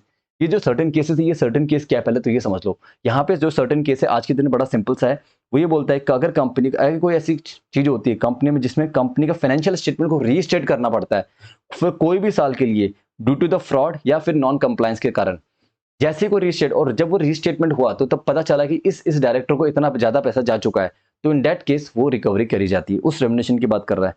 When this happen the company duty bound to recover from the past और प्रेजेंट, अगर वो पास्ट एम्प्लॉय भी है, मतलब या पास्ट के एमपीज है, तो मैनेजिंग डायरेक्टर या होल टाइम डायरेक्टर या सीईओ सीएफओ कुछ भी है, तो जो भी उसको एक्सेस रेमुनरेशन मिला including the stock option during the period from the financial are required to restate. ठीक है, जब रीस्टेट हो रहा है जितना भी उसको एक्सेस मिला है as on that particular day, तो उसको वो चीज़ का ध्यान रखना है। अब जो excess remuneration shall be recovered from the difference, वो तो पता है एक्सेस जो भी होगा निकाला जाएगा, ठीक है। Even after the payment of the excess remuneration shall not be escaped from any other liability. ये नहीं कि अगर उसने बोला कि भैया चलो मैंने इतने साल में ये गड़बड़ हुई थी और I am sorry for that, वो सॉरी बोल के रेमुनरेशन को रिफंड कर देता है। बट अगर उसकी कोई और अदर लायबिलिटी इसके ऊपर आ रही है, इन टर्म मतलब उसने जो फ्रॉड किया, जो भी किया, वो लायबिलिटी से वेव ऑफ नहीं होगा। पता चले कि रेमुनरेशन पे कर दिया वापस और उसको अदर लायबिलिटी से वेव हो जाए, ऐसा नहीं है, ठीक है। जो उसको फ्रॉड के हिसाब से पनिशमेंट मिलनी वो मिलनी ही मिलनी है। अब आते हैं सेक्शन 198 जो कि बात करते हैं कैलकुलेशन ऑफ द प्रॉफिट। देखो बहुत सिंपल सा है, आप नॉर्मल अपना प्रॉफिट जो कैलकुलेट करते हो वो कैलकुलेट करो, बट आप अब उसमें कुछ चीज़ों का ध्यान रखना है आपको। आपको क्रेडिट देना होगा, कोई भी सम अगर गवर्नमेंट से मिलता है, सब्सिडी फ्रॉम द गवर्नमेंट, कोई भी वगैरह कुछ भी मिलता है, तो वो उसका क्रेडिट आपको उसमें देना होगा, ठीक है। तो ये आप प्लस कर सकते हो, ये अलाउड है, ठीक है। अगर कर रखा हो तो ठीक है, नहीं कर रखा हो तो उसको प्लस कर दो, कोई दिक्कत नहीं है। अब आपको ध्यान रखना है कि भैया अभी जो लिस्ट में पढ़ने वाला हूँ, इन सब चीज़ों को आपको क्रेडिट में नहीं रखना, मतलब ये आपकी इनकम का पार्ट नहीं बनेंगे। कौन बेसिकली यहाँ पे वो चीज़ है जो नॉर्मली कंपनी नहीं कमाती है पैसा, मतलब normal during the normal course of business में ये कंपनी का पैसा इनकम का पार्ट नहीं बनता है। तो सबसे पहले पढ़ते हैं प्रीमियम। अगर आपको कोई भी प्रीमियम मिल रहा है शेयर या डिबेंचर्स में, ठीक है, तब आप इसको अपना प्रॉफिट का पार्ट नहीं मानोगे। कोई भी profit by way of premium on debenture या शेयर्स, अनलेस ये प्रॉफिट का पार्ट तभी बनेगा जब आपकी इन्वेस्टमेंट कंपनी है। अगर आपकी इन्वेस्टमेंट कंपनी नहीं है तो ये आपकी प्रॉफिट का पार्ट नहीं बनेगा। तो इसको आपको, अगर आपने इसको क्रेडिट किया हुआ है पीएनएल के, तो आप इसको माइनस कर दोगे, ठीक है। और कोई भी profit on sale of a company by of forfeited share, forfeited share को सेल करके अगर आपको कोई भी फायदा मिला है तो वो भी आपका प्रॉफिट का पार्ट नहीं बनेगा, उसको भी आप डिडक्ट करेंगे अगर आपने क्रेडिट किया हुआ है तो। Profit of the capital nature, including the profit from the sale of undertaking और any profit undertaking of any part thereof, ठीक है। ये चीज़ों का ध्यान रखना। सेल ऑफ इमल प्रॉपर्टी बेसिकली कैपिटल नेचर की कोई प्रॉपर्टी है, ठीक है, ओके। उसके बाद any change in the carrying amount of the assets and liability, basically जो revaluation profit based on fair value, जो भी डिफरेंस आता है वो प्रॉफिट अगर होता है आपको, तो वो आपके क्रेडिट में अगर आपने किया हो तो उसको आप माइनस कर दोगे। बेसिकली ये अपनी प्रॉफिट नहीं माना जाएगा ऐसे कंपनी का, ठीक है। कोई भी अमाउंट रिप्रेजेंटिंग अनरियलाइज्ड गेन या नॉशनल गेन या रिवैल्यूएशन ऑफ द एसेट्स, वो चीज़ों को हम यहाँ पे काउंट करके नहीं चलते हैं, ठीक है। अभी तक हमने देख लिया कि भाई क्रेडिट में क्या क्या अलाउड है क्या नहीं है। सिर्फ एक चीज अलाउड है, वो है कि डोनेशन वगैरह आप अलाउ कर सकते हो, और उसके बाद जो भी आपने फालतू के खर्चे, फालतू की इनकम जोड़ रखी है तो उनको आप माइनस करोगे, वो आपका प्रॉफिट का पार्ट नहीं होगा, ठीक है। और इन मेकिंग द कंपटीशन, तो आपको डिडक्शन क्या क्या चीज़ की अलाउड है। एक तो भैया सारे यूजुअल वर्किंग चार्जेस आप माइनस कर दो, डायरेक्ट रेमुनरेशन जो आपने दिए वो माइनस करो, ठीक है। और जब हम परसेंटेज निकालेंगे 10% ऑफ 11% ऑफ दिस, तब हम ये डायरेक्ट रेमुनरेशन को अलग से प्लस कर देंगे, सिर्फ वो निकालने के लिए। अभी हम निकाल रहे हैं कि प्रॉफिट कैसे फाइंड आउट करना है हमें, ठीक है। उसके बाद जो बोनस कमीशन पेड और payable to any engineer technician, वो सब आप यहाँ पे अकाउंट, मतलब उसको ये माइनस कर सकते हो, ये सब अलाउड एक्सपेंसेस है। कोई भी tax notified by the central government on a tax on excess of, on a tax on excess of, on excess और एबनॉर्मल प्रॉफिट, कोई भी एबनॉर्मल प्रॉफिट हुआ, like long term capital gain होता है उसका अलग टैक्सेशन होता है, राइट। तो वैसे कोई भी एबनॉर्मल गेन हुआ तो जो उनका टैक्स नोटिफाइड है उस चीज को आप खर्चे में डिडक्ट माइनस कर सकते हो, कोई दिक्कत नहीं है। कोई भी बिजनेस जो टैक्स, बिजनेस प्रॉफिट जो हो रहा है उसका भी आप टैक्स डिडक्ट कर सकते हो, कोई दिक्कत नहीं। इंटरेस्ट ऑन डिबेंचर जो कंपनी ने पे किया वो भी अलाउड है। Interest on mortgage executed on the loan and advances, वो भी अलाउड है। Interest on unsecured loans and advances, वो भी अलाउड है। Expense on repair, whether immovable या मूवेबल कुछ भी हो तो उसके एक्सपेंस ऑन रिपेयर वो भी अलाउड है। Out going inclusion of contribution made under section, तो ये सब अलाउड है। डेप्रिसिएशन भी अलाउड है। In excess taxes expenditure over the income, तो ये सब चीज़ें भी अलाउड है, ठीक है। अब ये चीज देखना, एनी कंपनसेशन और damage to be paid in virtue of any legal liability including liability arising of the breach of contract, ये भी अलाउड है। तो कोई भी आपको लायबिलिटी वगैरह तो वो भी अलाउड है। आप कोई भी इंश्योरेंस का सम पे करते हो against the risk of meeting any liability, तो वो भी आपका अलाउड है। कोई बैड डेप्थ वगैरह होते हैं, कोई राइट ऑफ करते हैं आप, वो भी आपके एक्सपेंस अलाउड है। तो सवाल सर ये है कि भैया क्या अलाउड नहीं है, तो उसकी लिस्ट अलग है, वो अभी हम पढ़ते हैं। ये डिडक्शन अलाउड नहीं है। कोई भी इनकम टैक्स या super tax payable by the company under the income tax और any other tax not falling under the clause D N E, clause D N E में अगर कोई और टैक्स है इसके अलावा, जो हमने क्लॉज डी एन ई में ये पढ़े थे ना, ये जो हमने टैक्सेस पढ़े थे, इसके अलावा कोई और टैक्सेस अगर कंपनी पे कर रही है तो उसे आप अपने खर्चों का पार्ट नहीं मान के चलोगे। कोई भी इनकम टैक्स या सुपर टैक्स, ठीक है। उसके बाद कंपनसेशन और डैमेज और payment made voluntary, that is say otherwise in virtue of liability, मतलब कोई लायबिलिटी नहीं था, कुछ भी नहीं था। जो लायबिलिटी ऊपर क्लॉज एम में थी उसके अलावा कोई और ऐसे लायबिलिटी जिसके कारण आपको लग रहा था गड़बड़ हो सकती है, चलो एक काम करो पैसे दे जाके नक्की कर दो, तो ऐसी पहली चीज आइडेंटिफाई करना बड़ा मुश्किल होता है, और आइडेंटिफाई हो जाता है तो आप इनको क्या करोगे, डिस अलाउड करके इसको प्लस कर दोगे। और यहाँ पे जो सी पॉइंट है इसका शॉर्ट में बता दो, कैपिटल लॉस अगर कुछ भी होता है, कैपिटल लॉस कुछ भी अगर होता है तो आपका वो खर्चे का पार्ट नहीं होगा, उसको आप प्लस कर दोगे, ठीक है। और फिर अगेन वही any change in the carrying value जो आपने पहले ऊपर माइनस किया था, क्रेडिट साइड में से माइनस किया था, ठीक उसी तरह अगर वो आपका एक्सपेंस का पार्ट बनता है तो कोई भी in short revaluation losses based on the fair value उसको आप प्लस कर दोगे, ठीक है, डिसअलाउड हो जाएगा। तो इस तरह आपका ये अपना आ जाएगा कैलकुलेशन कि कितना प्रॉफिट है क्या नहीं है, ठीक है। उसके बाद forms in the process in relation to certain application, ये वाली बात अपने को यहाँ ध्यान में रखनी है।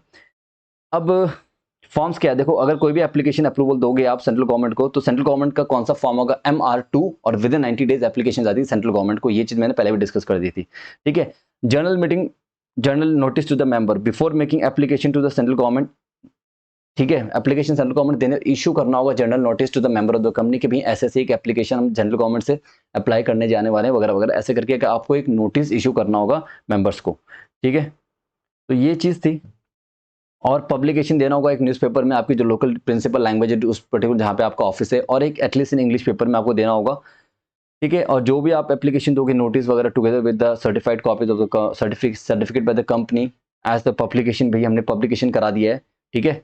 तो वो चीज़ों का आपको जब एप्लीकेशन दोगे सेंट्रल गवर्नमेंट के तो वो सब चीज़ें अटैच होनी चाहिए, ठीक है। चलो ये सब था अपना मुद्दा। अब आता है कंपनसेशन। अब कंपनसेशन फॉर अ लॉस, इसके ऊपर बड़ा क्वेश्चन आता है, ये इंपॉर्टेंट है थोड़ा, शुड बी कंटिन्यू हियर। चलो थोड़ा सा और पढ़ लेते हैं, फिर जो आगे का थोड़ा सा जो मिसलेनियस पार्ट रहेगा उसको अलग वीडियो में बना देंगे, ठीक है। चलो कंटिन्यू करते हैं, थोड़ी सी हिम्मत और रखो, बहुत फास्ट जा रहा है बट हाँ हर चीजें एकदम एक्यूरेटली अपनी हो रही है। Compensation for the loss of office of the man और ऑफ मैनेजिंग और होल टाइम डायरेक्टर और मैनेजर। भैया इसका रूल सिंपल है, मैं किसी होल टाइम डायरेक्टर या किसी को कंपनसेशन देना है, क्यों, because of the loss of the office, को निकाल दिया उसके टेन्योर से पहले, तब उसको उसका कितना कंपनसेशन देना है वो चीज बात करेंगे। ये किसकी बात कर रहा है, मे के payment to the managing director, whole time director और मैनेजर, ठीक है। इन तीनों की ही बात कर रहे हैं, नॉट टू अदर डायरेक्टर्स, ठीक है। इन दैट केस आप क्या कंपनसेशन दे सकते हो for the loss of office as a consideration from the retirement from office in connection with such loss of retirement, ठीक है। No payment of company shall be made in the following cases. अगर amalgamation reconstruction हो रहा है और वो बोल रहे हैं भाई मुझे अभी नेक्स्ट जो पोजीशन मिल रही है नई कंपनी मुझे पसंद नहीं, मैं छोड़ना चाहता हूँ, तब कंपनसेशन नहीं मिलेगा। आप खुद रिजाइन कर देते हो तब भी आपको कंपनसेशन नहीं मिलेगा। वैकेंसी क्रिएट हुई है 167 के तहत, ठीक है, तब भी vacancy of office of director is vacated sub section 167 के अकॉर्डिंग अगर वैकेंसी क्रिएट हुई तब भी आपको कंपनसेशन नहीं मिलने वाला। वाइंडिंग अप हो रहा है तब भी कंपनसेशन नहीं मिलेगा, ठीक है। Whether director has been guilty of the fraud of breach, कोई भी फ्रॉड या ब्रिज या ग्रॉस मैनेजमेंट मिसमैनेजमेंट हुआ है company or any subsidiary company or holding company thereof, and whether director has instigated has taken partly directly indirectly bringing his termination. भैया indirectly वो क्या कर रहा है, सामने वाले को फोर्स कर रहा है भाई मुझे टर्मिनेट कर दो, ऐसी हरकतें करता है, मिसमैनेजमेंट हो रहा है, ग्रॉसली कुछ गड़बड़ कर रहा है बेसिकली, तो इन डेट केस को पर्सन उसको कोई कंपनसेशन नहीं मिलेगा। अब आता है नेक्स्ट क्वेश्चन, बड़ा इंपॉर्टेंट, भाई कितना दोगी कंपनसेशन। सीधी सी बात है, जब मैं कंपनसेशन दूंगा not exceeding the remuneration that who he would have earned अगर इफ कंटिन्यू द ऑफिस, ठीक है, फॉर इज रिमाइंडर टर्म, या फिर 3 साल। मान लो कि उसका टर्म जो है 5 साल का था जिसमें 2 साल उसने सर्व कर दिया और अब मैं उसको निकालना चाहता हूँ, तो इन दैट केस उसको मैक्सिमम रेम्युनरेशन मतलब कितना मिलना, 3 साल का।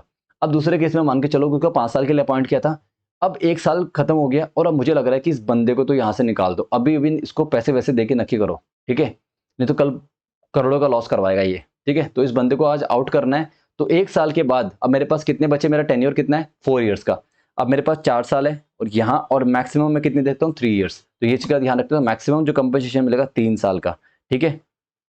और जो ये आप कैलकुलेशन करोगे एवरेज सॉरी कंपनसेशन का on the basis of average remuneration, आपको जो भी रेम्युनरेशन का डेटा आपको दिया होगा उसका एवरेज निकालो पर मंथ का, और इसके अकॉर्डिंगली आप 3 साल का कंपनसेशन या फिर उसका जो भी रिमेनिंग टर्म है उसके हिसाब से विच एवर इज लोअर, ठीक है, उसके हिसाब से आप उसको दे दो।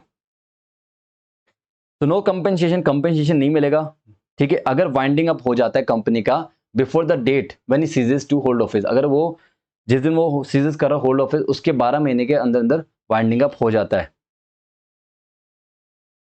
ठीक है, या फिर विद इन, पहला पॉइंट है विद इन, सॉरी ये within the date within 12 month, उसके मतलब छोड़ के जा रहा है उसके 12 महीने के बाद वाइंडिंग अप हो रहा है कंपनी का, या फिर उस जब वो कंपनी में है उससे before the date on which he ceases to the hold office, ठीक है, ये वाला पॉइंट है ध्यान रखना। और उसको कोई भी कंपनसेशन नहीं मिलेगा where assets are not sufficient, मतलब वाइंडिंग आफ्टर डिडक्टिंग सारे खर्चे मिला के आफ्टर सफिशिएंट अमाउंट्स, क्या जो भी एसेट्स है on the winding up are not sufficient to repay the share holder including the premium if any contributed by them, तो इन दैट केस कोई भी पैसा नहीं मिलने वाला, ठीक है। अब नेक्स्ट क्वेश्चन क्या है, section 202 doesn't prohibit the payment of the managing director और होल टाइम डायरेक्टर और manager of any remuneration for the service rendered by him to the company in any other capacity, जो any other capacity में कोई भी अगर पैसा उसको मिल रहा है तो उसमें कोई रुकावट नहीं है, वो पैसा उसको मिलेगा, उसका हक है वो पैसे का, ठीक है। अब आता है नेक्स्ट सेक्शन, आता है सेक्रेटल ऑडिट। सेक्रेटल ऑडिट हर बड़ी कंपनी को करवाना पड़ता है। अब ये बड़ी कंपनी कौन सी है ये बताते हैं। बड़ी कंपनी मतलब बिगर कंपनी। बिगर कंपनी कौन सी है सर? नंबर 1 जो हर लिस्टेड कंपनी, तो every listed company is a, जिनको सेक्रेटल ऑडिट कराना ही पड़ेगा, और company belonging to prescribed class of the company. और ये प्रिस्क्राइब्ड क्लास क्या है? जिनकी पेड अप शेयर कैपिटल, कोई भी पब्लिक कंपनी, यहाँ प्राइवेट कंपनी की बात नहीं कर रहे, एवरी पब्लिक कंपनी जिनकी पेड अप शेयर कैपिटल 50 या उससे ज्यादा करोड़ की है, 50 या उससे ज्यादा करोड़। एवरी पब्लिक कंपनी जिनकी टर्नओवर 250 करोड़ और मोर, ठीक है। या फिर एवरी पब्लिक कंपनी जिनका आउटस्टैंडिंग लोन जो है, आउटस्टैंडिंग जो from the bank of public financial institution is 100 crore और मोर, उससे ज्यादा का है, ठीक है। तो ध्यान देने वाली बात है कि 50 करोड़ की पेड अप शेयर कैपिटल का ध्यान रखना है, ये थोड़ा अलग है बाकी सब में से। और यहाँ पे 250 करोड़ का आपको टर्नओवर का ध्यान रखना है, और 100 करोड़ का आपको, ये अमेंडेड है, ये पॉइंट जो सी है ना, ये अमेंडेड है, इस बार का अमेंडमेंट्स है, ठीक है। ये नवंबर 2020 का अमेंडमेंट है, ठीक है। Is that clear? 100 करोड़। और ये जो आपको लेनी है existing on the last date of the audited balance sheet, आपको देखना होगा उसकी जो फिगर है। तो इसमें क्या है? पेड अप शेयर कैपिटल 50 और टर्नओवर 250 और आउटस्टैंडिंग लोन 100 करोड़ या उससे ज्यादा, ठीक है। Is that clear? और ये who is authorise to give secretary audit, basically company secretary in practice देगा इन द फॉर्म MR3, वो ये सेक्रेटरी ऑडिट रिपोर्ट इशू करेगा, ठीक है। और ये जो सेक्रेटरी ऑडिट रिपोर्ट होगी, it will be the annexure to the board report, ठीक है। ड्यूटी ऑफ द कंपनी, भैया कंपनी की ड्यूटी ये कि अगर कोई भी क्वालिफिकेशन सेक्रेटरी ऑडिट रिपोर्ट में है तो उसको आपको बोर्ड रिपोर्ट में उसकी मतलब क्वालिफिकेशन के ऊपर आपको रिमार्क देना होगा, ये क्वालिफिकेशन उसने लिखी है तो उसमें आपकी क्या प्रतिक्रिया है बालक। तो उसके बाद ड्यूटी ऑफ द बोर्ड वो मैं बता दिया। अब पेनल्टी, अगर कोई भी कंपनी या any officer of the company secretary contravene the provision section 205 का अगर कॉन्ट्रावेंशन करते हैं द कंपनी एवरी ऑफिसर या CS इन प्रैक्टिस, तो उसको पेनल्टी लग सकती है 1 से 5 लाख रुपए की। ये याद रखना, CS के ऊपर पेनल्टी लग सकती है, हाँ बिल्कुल लग सकती है 1 से 5 लाख की, अगर वो कोई डिफॉल्ट करता है अंडर सेक्शन 204। ये कौन सा सेक्शन था? 204 वाला। यहाँ तक चाहो तो मैं वीडियो को यहीं पे समअप कर सकता हूँ, बट ये एक 2-3-4 पेज का पार्ट और है, अगर देखना चाहो तो देख लो यार। इस छोटी सी चीज़ के लिए वीडियो बनाना बनता नहीं है दोबारा, तो थोड़ा सा और कर लें, 10 से 12 मिनट या 15 मिनट में ये पूरा का पूरा खत्म हो जाएगा। और ये बहुत बड़ा चैप्टर था जिसको मैंने करीबन अराउंड 1.5 घंटे में खत्म कर दिया। ऑल्दो मेरा टारगेट था 60 मिनट में, बट थोड़ा सा लंबा जा रहा है, कोई बात नहीं, आउटपुट अच्छा आना चाहिए। अब हम पढ़ेंगे ABC। ए क्या बोल रहा है? Part 2 of the schedule 5। Part 2 of the schedule 5 कुछ याद आ रहा? अभी हमने थोड़ी देर पहले पढ़ा सेक्शन 1 to 5। सेक्शन 1 to 5 में तो कुछ सेक्शन हम ऑलरेडी पढ़ चुके हैं, तो अभी ज्यादा हेडेक नहीं है पढ़ने को। उसके बाद पार्ट 3 पढ़ेंगे जो कि provision applicable to the part 1 and part 2। उसके बाद पार्ट 4 पढ़ेंगे ऑफ द शेड्यूल 5 जो कि बात करता है exemption bye the central government. Central government जो कुछ एग्जाम्पशन देगी उसके रिगार्डिंग हम कुछ डिस्कशन करते हुए चलेंगे। सो आर यू रेडी? ये जो टॉपिक है ना, कोई अक्सर पढ़ाता नहीं है, इसको होमवर्क या सेल्फ के लिए दे दिया जाता है, तो आप चाहो तो वो भी कर सकते हो, और मैं क्लास को यहीं पे कंटिन्यू कर रहा हूँ, आप चाहो तो इस वीडियो को भी देख सकते हो, कोई दिक्कत वाली बात नहीं है। तो थोड़ा सा और माइंड फ्रेश करके आना, ये बहुत अच्छा सेक्शन है और इम्पॉर्टेंट भी है, क्योंकि अब MCQs का जमाना है और कहीं पे कुछ गड़बड़ हो सकती है। So go fresh up yourself and start the. तो मैंने भी पानी वगैरह सब पी लिया है और let's start the class once again. और सबसे पहले हम पढ़ते हैं part 2 of the schedule 5, section 1 to 5, ठीक है। सेक्शन 1 to 5 पढ़ रहे हैं, part 2 of the schedule 5। Schedule 5 का पार्ट 2 के सेक्शन 1 to 5 है वो पढ़ रहे हैं। ये बात करते हैं मैनेजर रेमुनरेशन सेक्शन, जो हम ऑलरेडी पढ़ चुके हैं वो बताता हूँ क्या बोलता है। Remuneration payable by the company having profit, जो कंपनी प्रॉफिट हो रही है उसके हिसाब से सब्जेक्ट टू ऑफ रेमुनरेशन, याद है आपको? 11%, 10%, 5%, 3%, ये सारी बातें और ये हम डिस्कस कर चुके हैं। सेक्शन 1 अपना खत्म हो चुका है। सेक्शन 2 भी जिसमें पार्ट ए और पार्ट बी, जब कंपनी का कोई प्रॉफिट नहीं होता, ये इनएडिक्वेट प्रॉफिट होता है, तब क्या केस होता है, जिसमें अपने 5 करोड़, 5 से 100, 100 से 250 और 250 से ऊपर 60, 84, 120 वाली लिमिट याद है। और पार्ट बी वाला भी याद होगा, जिसमें प्रोफेशनल कैपेसिटी में उसको कोई पैसा दिया जाता है तो वो रेमुनरेशन का पार्ट बनना है नहीं बनना, उसके रिगार्डिंग पूरा केस हमने पढ़ा था ऊपर। नाउ सेक्शन 3 की बात करते हैं, रेमुनरेशन। अब अभी हम जो कंटेंट स्टार्ट कर रहे हैं ना, ये बेसिकली बहुत कम लोग पढ़ाते हैं, और आई रिक्वेस्ट कि भैया अब यहाँ पे मैं क्विकली करा रहा हूँ तो उसको सुन लो, कम से कम काम आएगा ये, ठीक है। सेक्शन 2 ये बोलता है remuneration payable by company having no profit या इनएडिक्वेट प्रॉफिट। भैया कंपनी के पास कोई प्रॉफिट ही नहीं कमा रही है कंपनी, या फिर inadequate profit in specific circumstances, ठीक है। So remuneration payable by the companies having no profit और inadequate profit in certain circumstances. So now here we go. In the following cases, the company may pay remuneration to the managerial person in excess of the amount provided in section 2 above. Section 2 above में कुछ certain specified circumstances में वो इस limit को exceed कर सकते हैं। वो कौन कौन सी लिमिट है, पहली कौन कौन सी वो कंडीशंस, मतलब कौन कौन सी वो सर्कमस्टांसेस है। सबसे पहला ए पॉइंट क्या बोल रहा है, वेयर द रेम्युनरेशन, मैं कलर दूसरा ले लेता हूँ जिससे कि आपको दिक्कत ना हो। विच कलर यू वांट लुइस, ये ठीक रहेगा, ये ठीक है, ओके।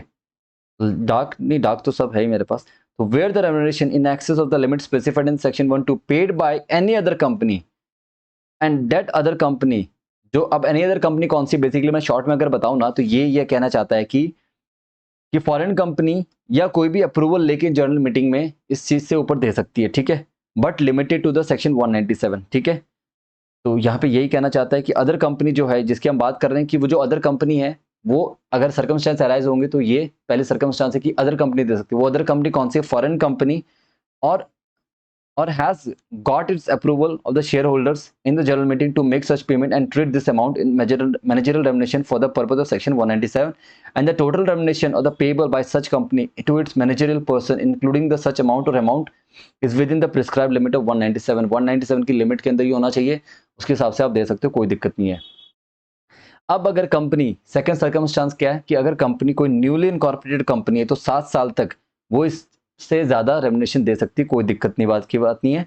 और कोई भी एक सिख कंपनी, और सिख कंपनी की जो स्कीम के तहत sick scheme of revival and rehabilitation has been order हो चुका है, तो वो for a period of 5 year from date of suspension of the scheme, वो in excess to this section 2 में जो लिमिट है 60 120 वगैरह जो भी हमने पढ़ा था उससे ऊपर दे सकती है। तो अगर उन्होंने नई कंपनी है, उसका कोई ज्यादा प्रॉफिट नहीं है, एडुकेट प्रॉफिट नहीं है उसके पास, तो 7 साल तक इस लिमिट से ज्यादा ही रेम्युनरेशन दे सकती है, कोई दिक्कत वाली बात नहीं है। और या फिर सिक कंपनी तो 5 साल। अगर कोई भी कंपनी जिसका कोई रिजोल्यूशन प्लान अप्रूव हो चुका है एनसीएलटी के तहत under the insolvency bankruptcy code for a period of 5 year from the date of such approval, आप 5 साल तक वो रेम्युनरेशन आप इन एक्सेस दे सकते हो अगर आपके पास एडुकेट प्रॉफिट्स नहीं है तो। और it may pay remuneration to the managerial person, ठीक है। अब बात खत्म। अब आता है थर्ड सर्कमस्टांस, ये पॉइंट जो सी है ना, ये थर्ड सर्कमस्टांस है जिसमें आप ये एक्सेड कर सकते हो।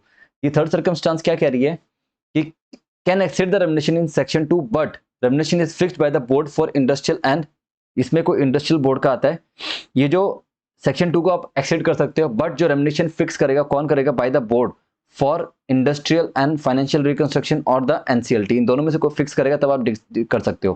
Provided the limit under this section shall be applicable subject to the merit all the conditions specified in section 2 and the following additional condition.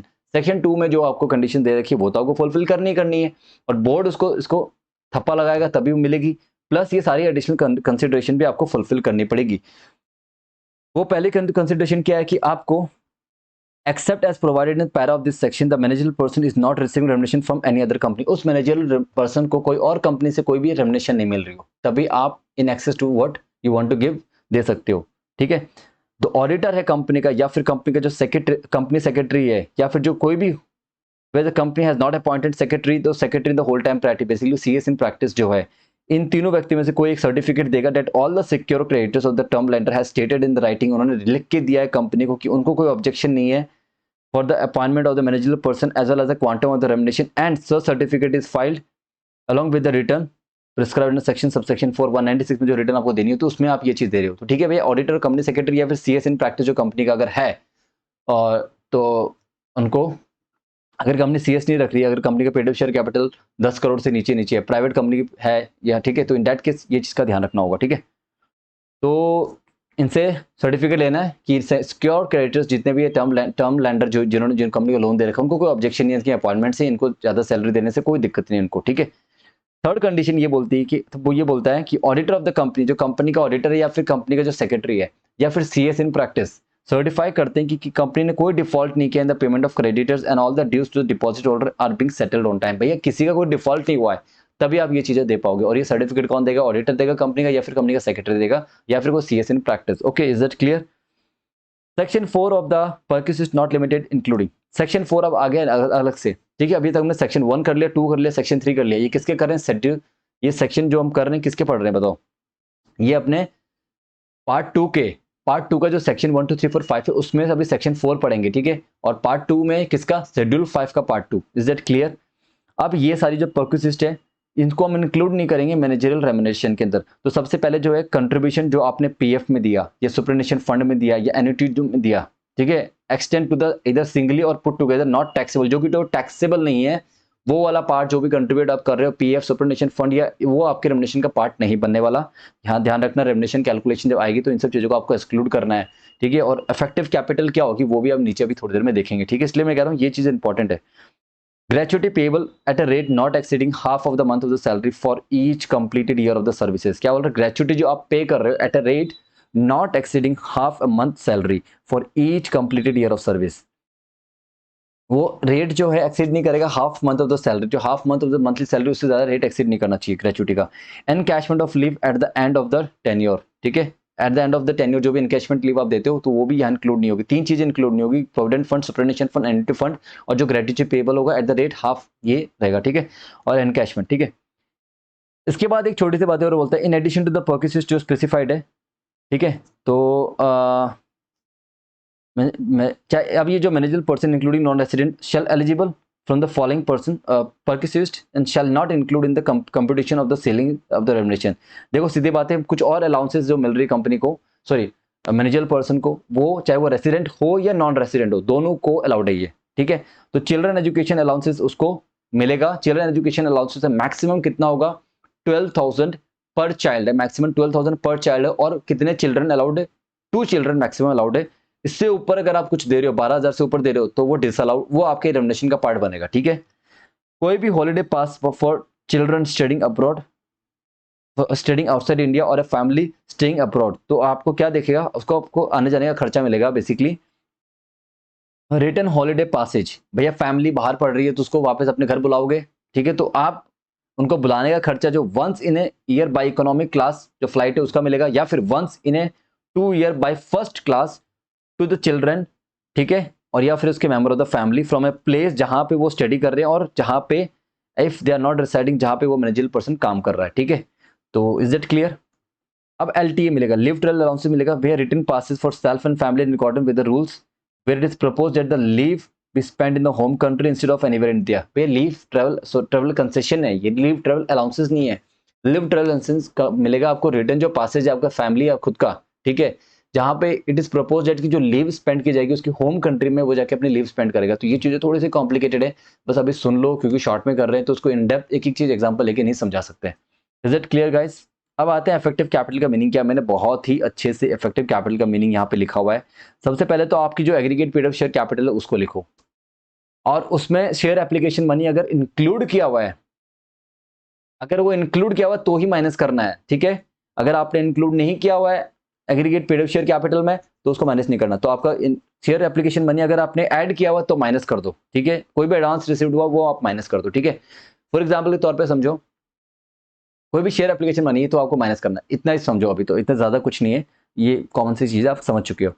Security premium आप प्लस कर सकते हो इफेक्टिव कैपिटल में, रिजर्व एंड सरप्लस भी आप plus कर सकते हो, बट रिवैल्यूएशन रिजर्व उसका पार्ट नहीं बनेगा तो वो आप वो माइनस कर देना। अगर आपने इसमें ऐड किया है तो आप रिवैल्यूएशन रिजर्व को माइनस कर दोगे। अब नेक्स्ट पार्ट थोड़ा इंपॉर्टेंट है, ये अपने रिजर्व एंड सरप्लस निकल के बाहर आ रहे हैं। इफेक्टिव कैपिटल लॉन्ग टर्म जो लोन्स लेते हो या कोई भी डिपॉजिट आप लेते हो जिसका रीपेबल आफ्टर 1 ईयर है, वो चीज को आप अपना इफेक्टिव कैपिटल का पार्ट मान के चलोगे। और इसमें it's excluding the working capital loan and short term loan. यहाँ पे लॉन्ग टर्म लोन्स ही आएंगे एक्सक्लूडिंग वर्किंग कैपिटल लोन, और कोई भी शॉर्ट टर्म लोन है वो यहाँ का पार्ट नहीं बनने वाला, ठीक है, तो उसको प्लस करना है।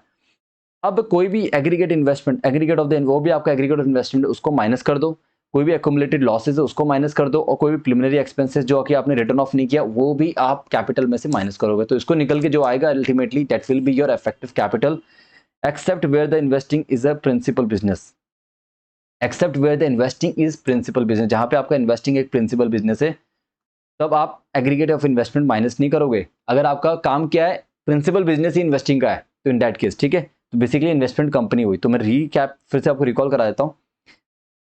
पीरियड ऑफ शेयर कैपिटल, उसमें से अगर आपने शेयर का एप्लीकेशन मनी प्लस किया हुआ है तो उसको माइनस कर दो, reserve and surplus security premium plus कर दो, और अगर रिजर्व सरप्लस में अगर आपने रिवैल्यूएशन लिया हुआ है तो उसको माइनस कर दो। लॉन्ग टर्म्स लोन्स या फंड डिपॉजिट जितने भी वो आप प्लस करोगे, और उसके बाद जो भी आपके इन्वेस्टमेंट्स है वो आप माइनस करोगे। और इन्वेस्टमेंट माइनस कब नहीं होंगे, जब आपकी इन्वेस्टिंग कंपनी होगी। और या फिर उसके बाद हम एक्यूमुलेटेड लॉस और कोई भी प्रिलिमिनरी एक्सपेंस जो रिटर्न ऑफ नहीं हुआ वो हम माइनस कर सकते हैं। Is that clear guys? Is that clear? I hope it should be clear.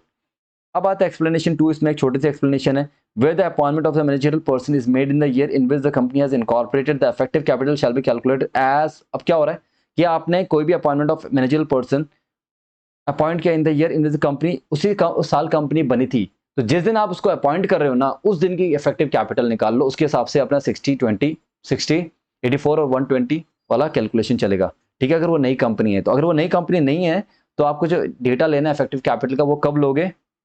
The last date of the financial year preceding the financial year. भैया प्रीवियस जब आपको क्लोजिंग हुआ 31 मार्च में, जब फाइनेंशियल स्टेटमेंट क्लोजिंग हुई है, तो वो वाला आप डेटा लेके चलोगे। Is that clear? एक्सप्लेनेशन 3 ये बोलता है पर्पस ऑफ शेड्यूल। फैमिली का मतलब यहाँ पे होता है स्पाउस, डिपेंडेंट चिल्ड्रन और डिपेंडेंट पेरेंट्स। इससे ज्यादा कुछ नहीं है। डिपेंडेंट जो आपके चिल्ड्रन है, जो डिपेंडेंट पेरेंट्स है, और स्पाउस जो है वो। The nomination committee while approving the nomination of the section 2 and 3 shall take into account the financial position वगैरह, ये सब चीज का ध्यान रखना होगा। For the purpose of negative effective capital का मतलब क्या? Effective capital which is calculated according with the provision, जो हमने ऊपर देखा, इज लेस देन जीरो। मतलब लेस देन जीरो है तो उसको नेगेटिव बोलेंगे। ठीक है, इज इट क्लियर? रेमुनेशन मतलब in also include reimbursement of any direct taxation. कोई भी डायरेक्ट टैक्सेशन है कि मतलब उस बंदे पे इतना टैक्सेस आ रहा है, तो वो टैक्सेस भी कंपनी बियर कर लेगी, तो वो टैक्सेशन का जो बर्डन है वो भी यहाँ पे आके चलेगा। ठीक है, अब आता है सेक्शन नंबर 5 जो कि बात करता है remuneration payable to the managerial person in 2 companies. ये एक छोटा सा सेक्शन है, इसको फटाफट देख लो। सेक्शन 5 क्या बोलता है? Remuneration payable to a managerial person in 2 companies. 2 company में इसको पैसे मिल रहे हैं। ठीक है, section 1 to 5 shall draw a managerial person shall draw remuneration from both subject to the section 1 and 5। 1 to 4 जो हमने पढ़े सेक्शन 1 to 4, उसको ध्यान में रखते हुए वो ड्रॉ कर सकता है फ्रॉम वन और both company provided the total remuneration drawn from the companies doesn't exceeds the higher maximum limit admissible from any one of the companies. 2 company से उसको पैसे मिल रहे हैं, और एक कंपनी में जो हायर लिमिट है, उस लिमिट से जो भी कोई भी एक कंपनी जिसकी हायर मैक्सिमम कैपिंग आ रही है उसके अकॉर्डिंग, जिसकी, क्योंकि हर किसी का अपनी paid of share capital net profit अलग अलग होता है, तो जो भी हायर आ रहा है maximum limit admissible from any one of the companies which he is a managerial person. Now the part 3 of the schedule 5। Part 3 of the schedule 5 क्या है? Provision applicable to the part 1 and 2। अभी अपने को part 2 खत्म हो चुका है और पार्ट 3 बचा है, बस 10 मिनट की और क्लास, और उसके बाद आप अपने घर जा सकते हैं बिंदास। अब हम पढ़ रहे हैं part 3, that is provision applicable to the part 1 and part 2। The appointment and the remuneration as referred to in part 1 and part 2 of this schedule shall be subject to the approval of resolution in the general meeting। ये बोल रहा है कि जो भी आपको appointment करना हो subject to the approval in general meeting. ये बात अपने को पहले ही पता थी। ठीक है, और the auditor of the secretary of the company with the company is not required to appoint secretary. कोई भी सीएस इन ऑडिटर या सेक्रेटरी, ठीक है, या फिर अगर कंपनी जहाँ पे सेक्रेटरी को अपॉइंट नहीं करना है तो बेसिकली सीएस जो कि होल टाइम प्रैक्टिस सर्टिफाई करेगा that requirement of the schedule has been complied and such certificate has been incorporated in the return with the registrar. ठीक है, अब ये पार्ट 3 भी अपना यहाँ पे खत्म हो जाता है। अब बच्चा पार्ट 4। पार्ट 4 क्या बोलता है? बस एक पेज है, खत्म, ये चैप्टर खत्म, क्वेश्चन आंसर स्टार्ट हो गए। पार्ट 4 ये बोलता है शेड्यूल 5 जो है exemption by the central government. भैया central government made by notification exempt any class of the company. उसके बाद एक क्लैरिफिकेशन आई है, बड़ी प्यारी सी क्लैरिफिकेशन है, सुन लो। डेटेड 2015 की 10 April 2015 clarified that manager person who has been appointed in according with the provision schedule, जो कि पुराने जो शेड्यूल होते थे 1956 एक्ट में, ठीक है, शेड्यूल नंबर 13, ठीक है, continue to receive the remuneration for his remaining. जब का उसका पुराना जो रिमेनिंग टर्म है उसके पुराने एक्ट के हिसाब से वो कंटिन्यू करेगा रिसीव, मतलब उसमें कोई चेंज नहीं होगा। With the terms and condition approved by the company as per the relevant, जो पहले अप्रूव हो चुकी थी उसी के हिसाब से मिलेगा। Even if the part of his tenure falls after 1 April 2014। Act applicable होने के 10 अप्रैल 2015 के बाद, जब ये एक्ट अप्लाई हुआ था 1 अप्रैल 2014 में, तो उसके बाद में जो भी ये रेमुनेशन पे करनी है, मतलब उसको सर्टिफाई हो चुकी है शेड्यूल 13 के हिसाब से, तो उसके हिसाब से टर्म्स एंड कंडीशन जो भी है उसके हिसाब से उसको पे करो, कोई दिक्कत नहीं है फॉर द रिमेनिंग टर्म्स। ठीक है, इज दैट क्लियर? तो यहाँ पे अपने क्वेश्चन, ये चैप्टर खत्म होता है। अगर आप मुझे अलाउ करोगे तो मैं आपको एक छोटी सी करेक्शन भी करानी है इस एमसीक्यूज में। ये एमसीक्यूज कहीं ना कहीं अब इसकी फ्रेमिंग बदल गई है, क्योंकि ये मॉड्यूल थोड़ा पुराना है, और अभी इसमें जो whole time company secretary mandatory रखना होता है, ऐसे कौन से, इसकी जो लिमिट है with the paid share capital की लिमिट अभी हमारे पास 10 करोड़ है, पहले हुआ करती थी 5 करोड़। तो इसका आंसर जो बुक में दिया हुआ वो है सी, बट अभी रिवाइज्ड क्वेश्चन के साथ इसका आंसर होगा 10 crore after amendment. Is that clear? Next question 2 minute और लगी, कर लेते हैं, एमसीक्यूज कर लेते हैं, ज्यादा नहीं करेंगे। Whole time key managerial person of the company can hold office in another company if other company. भैया एक whole time key managerial person of a company है, वो क्या कर सकता है, can hold office in another company, अगर other company सबसे कंपनी अगर है तो। मैं आंसर डायरेक्ट बता देता हूं आपको, आप चेक कर लेना, कोई दिक्कत नहीं। Board of director of the tech limited desire to appoint Nipun, जो कि 22 साल का लड़का है, और निपुण is currently a director and the son of Ramesh, जो कि इमीडिएट मैनेजिंग डायरेक्टर था कंपनी का, जो कि कार में जिसकी मृत्यु हो गई थी। State Nipun can be appointed, the answer is yes, क्योंकि देखो आंसर यस होगा since is above the 21। Okay, ये वैलिड लग रहा है। The answer is no, no no, ऐसा कुछ नहीं है। 21 साल होनी चाहिए ना। Since he has not maintain the age of, ये भी ऐसा कुछ नहीं है। Since he has not maintain, तो आंसर इसमें आपका ए होगा। ठीक है, समझ में आ रहा है। मैक्सिमम सिटिंग फीस कितनी होगी, 1 लाख रुपया। दिख ही रहा है, मतलब यार maximum sitting fees for director shall not exceed 1 lakh rupees. ठीक है, इसमें भी अमेंडमेंट हुआ है। ठीक है, in addition to listed company, in addition to the listed company which other public company is required to have a whole time key managerial person. In addition to the other public company which company is required to have a whole time key managerial person. Listed company के अलावा कौन सी ऐसी company जिनको की managerial person रखने होगी। The answer is which has paid share capital of 10 crore और मोर। मैं चाहूँ तो आप इसका एक कॉपी में एक आंसर लिख लो साथ के साथ, अगर आप कर रहे हो तो, अभी तक क्लास देख रहे हो तो, अगर आप में हिम्मत है तो आप साथ के साथ इसका आंसर देख लो गाइस। ठीक है, अब आता 6, ये बड़ा अच्छा क्वेश्चन है। Is it permissible for whole time key manager person of a company to hold the office of a director in any company. Is it permissible for a whole time key manager person to hold the office of the other any other company. ठीक है, तो answer देखते हैं। A yes but with the permission of the board, हो सकता है ये answer, अभी मैं आपको कुछ नहीं बता रहा हूँ। Yes but with the permission of share holder, share holder के परमिशन मे बी, बट मेरे हिसाब से ये नहीं होना चाहिए, मेरे हिसाब से नहीं होना चाहिए। Accorded by ordinary resolution. ठीक है, yes but with the permission of the share holder accorded by resolution, ना ना ना ना ना, ऊपर इसमें कोई फर्क ही नहीं है, ये भी नहीं होगा। Yes but with the permission of share holder accorded bye the passing ordinary resolution with the further rectified by the, ना ना ना, इतना रेक्टिफिकेशन चक्कर ही नहीं, बड़ा सिंपल सा प्रोसेस है। तो मेरे को जो समझ में आ रहा है आंसर ये है, बट आपका जो आंसर है जरूर बताना। आपको कंफ्यूजन जो होगा ना, इन दोनों चीज में हो सकता है कंफ्यूजन, ये दो तो ऑप्शन आप ऐसे ही डिलीट कर दोगे अपने आप। ठीक है, ये तो ऑप्शन में आएंगे नहीं आपके, तो आपको कंफ्यूजन हो सकता है ए और बी में। तो अभी मैं आपका कंफ्यूजन सॉल्व कर देता हूँ। आंसर है अपना yes but the permission with the permission of sport के साथ वो परमिशेबल है। दो कंपनी में डायरेक्टर बन सकता है किसी और कंपनी में जाके, जब वो आपके whole time key manager person अगर है तो। ठीक है, 7th क्वेश्चन जो अपना है वो बात करता है to managing remuneration, to manager remuneration पे, क्या बोल रहा है, to manager remuneration payable by the public company to its director। क्या बोला, to managerial remuneration payable by the public company to its director including MD in any financial shall not exceed the dash percentage of the profit। देखो भैया, sorry sorry sorry, to बोल रहा था मैं। Total managerial remuneration कितना होगा, max to max कितना होगा, 5। ये किसकी बात कर रहा है, payable by the public company to its director, सभी डायरेक्टर को मिलकर मैक्सिमम कितना दे सकते हो। आपका आंसर था 11%। ठीक है, 11% याद रखो, अब ढूंढो 11% लिखा है, नहीं नहीं नहीं, तो answer will be none of the above, D will be your answer.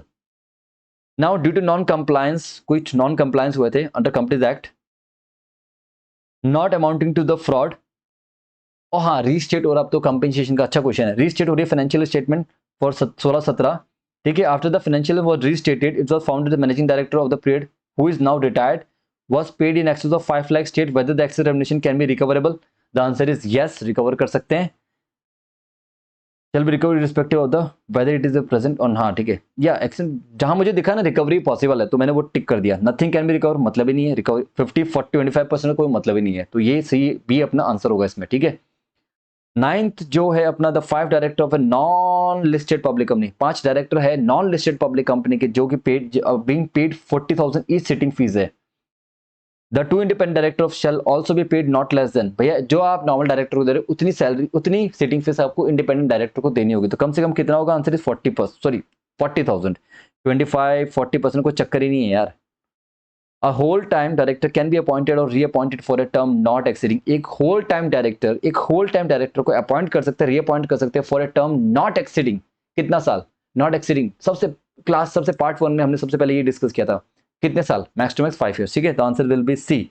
Is it clear? चलो अब बाकी के जो क्वेश्चन है वो आप खुद कर लेना, बहुत इंपॉर्टेंट है, एक बार जरूर कर लेना, जरूर देखना, इसमें कुछ नए क्वेश्चन भी ऐड हुए हैं तो जरूर इसको देख लेना। Thank you so much watching this video, tata bye bye, शब्बा खैर। अगर आपको ये पीडीएफ जिसमें इतनी सारी नोटिंग मैंने कर रखी है, अगर आपको ये पीडीएफ चाहिए तो कमेंट बॉक्स में आप मैसेज ड्रॉप कर सकते हो, या फिर आप मेरा टेलीग्राम भी मुझे मैसेज कर सकते हो @पंकज मोयल। आप मुझे टेलीग्राम में और मेरा खुद का एक ग्रुप है टेलीग्राम में, आप उसमें भी ज्वाइन कर सकते हो। Thank you so much watching this video, tata bye bye, शब्बा खैर, शुभ रात्रि। और एक बड़ा सा सिंपल सा मैसेज है मेरा आप सबके लिए जाते जाते, to like subscribe and share, और मेरे सोशल मीडिया हैंडल में आपके सामने, तो आप उनको फॉलो कर सकते हैं। Bye bye, good night.